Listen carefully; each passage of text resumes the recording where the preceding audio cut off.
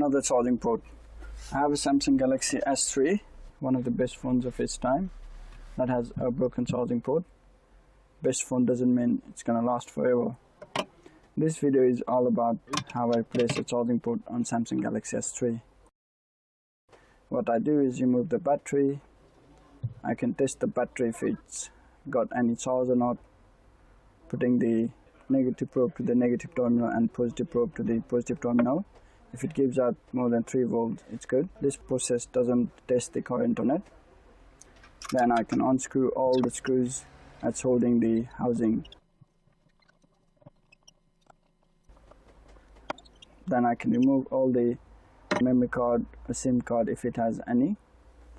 Using my metal prying tool, I can pry open the back plates, which is quite easy to do.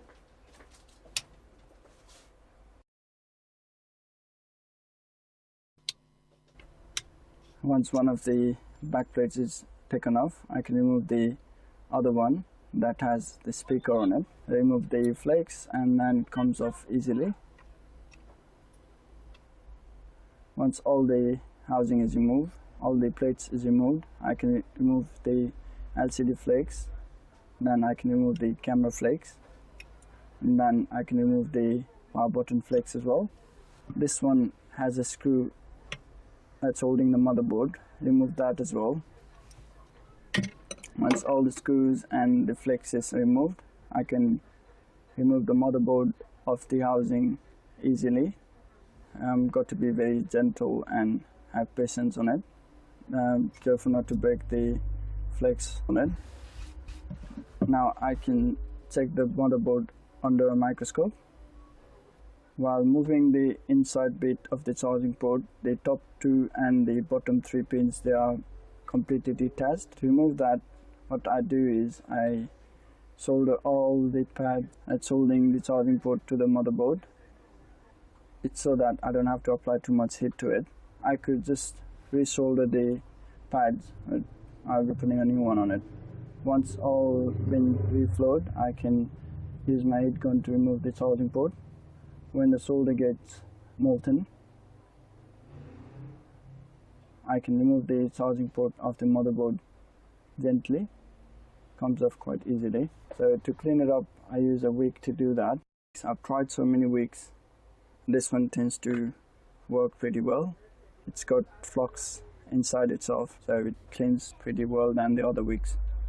So once it's clean, I can remove the flux by using an earbud with isopropyl alcohol on it.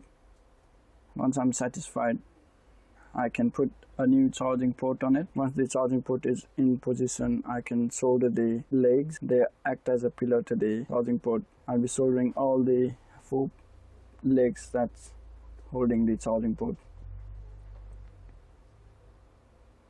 This one doesn't look so flat, so I'll be using my heat gun to melt the solder and push it down to put it flat to the motherboard. Once it's molten, I can just push it down quite easy. I don't use too much heat to do that because there is plastic inside the charging port, so that I don't melt the plastic bit.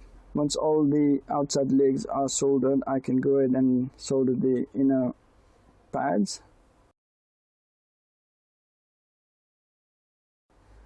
The first 3 and the last 2, they are quite tricky to do. The other ones are quite easy to do. We can just solder it straight away. But the first 3 and the last 2, they are quite close to each other, and when we try to do that, it just gets connected to each other, so it's quite tricky to do that.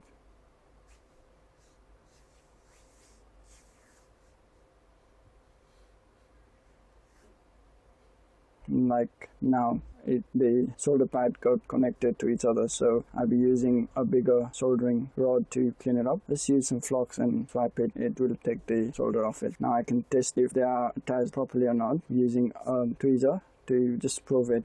If it's 6, I'll have to resolder them, and then to check if they are connected to each other as well.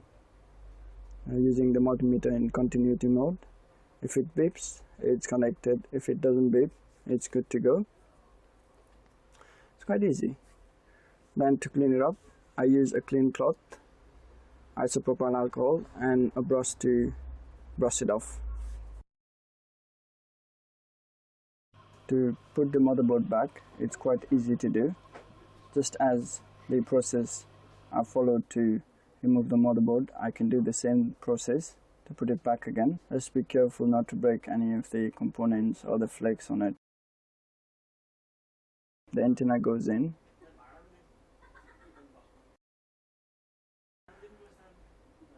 Then the black screw goes in, and the speaker goes in as well. Then I can put the back plate together.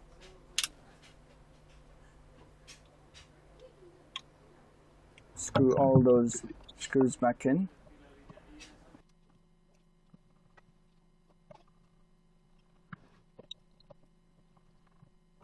I can put the memory card and the SIM card to its position, and finally I can put the battery to test if it's charging or not.